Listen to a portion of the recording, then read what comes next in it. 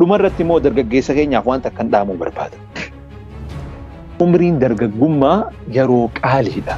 Yeroo yoo isiin waan hin taane dabartee namni itti sheenamu. Gaafa umrii haga keetii kana ture Sultaan Muhammad Al-Fatih Islaamaaf waa hedduu takka dalage. Nuti hoo har'a maal dalagu jirra jennee ifaa gaafanne. Gaafa umrii haga keetii liji Iyyaasuun Rabbi rahmataa godhuu fi waa hedduu takka dalagee kute. Nuti hoo amma maal dalagu jirra haja'u ifaa gaafanne.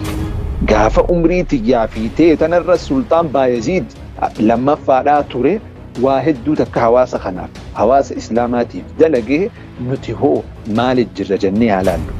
Gaafa Amiirri Umayyad Empire Abdurrahman Ad-Dakhil haga keenyaa kana ture waa hedduu hawaasa kanaaf dalage nuti hoo har'a maal daleene jennee ifaa ilaallu.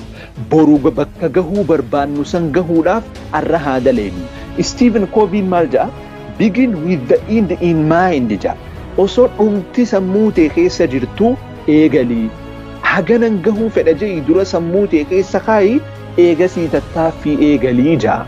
Akkasi nuti amma waan tahuu barbaannu saniif har'a laffa'uu, har'a solloquu, har'a jala du'uu, har'a wareegamuu nu barbaachisa bakka saniif jechuun. Waan takka gaqqabee isinitti taa'imu. Dhaloonni amma jiru kun ni kuta. Dhaloonni amma jiru kun ka umri nurra guddaa kun hundi kutee biitinaa fi ati harka deebite. Guyyaa saniif if qopheessi. Guyyaa saniif har'a baradhu, har'a laffa'i. Guyyaa saniif har'a hurki jechuun barbaada. Salphina kana keessaa bahuuf jiraanna. Birmadummaan Islaamaatis deebi'uuf jiraatti. Islaamummaanis wiliidha roga cufaan dagaaguuf teessi.